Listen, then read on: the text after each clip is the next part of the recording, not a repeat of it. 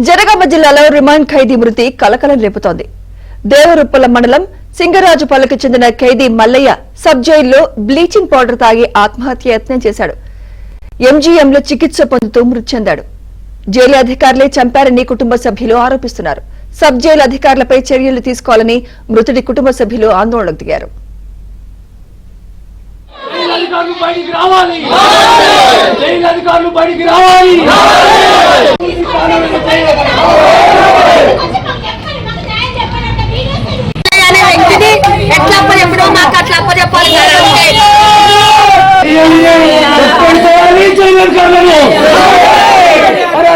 మృతి కారణమైన జైలు అధికారులను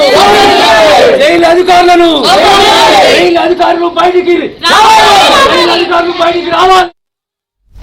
జనగామ జిల్లాలో రిమాండ్ ఖైదీ మృతి కలకలం రేపుతోంది. దేవరుప్పల మండలం సింగిరాజుపల్లికి చెందిన ఖైదీ మల్లయ్య సబ్ జైల్లో బ్లీచింగ్ పౌడర్ తాగి ఆత్మహత్య యత్నం చేశాడు. ఎంజీఎంలో చికిత్స పొందుతూ మృతి చెందాడు. జైలు అధికారులే చంపారని కుటుంబ సభ్యులు ఆరోపిస్తున్నారు. సబ్ జైలు అధికారులపై చర్యలు తీసుకోవాలని మృతుడి కుటుంబ సభ్యులు ఆందోళనకు దిగారు.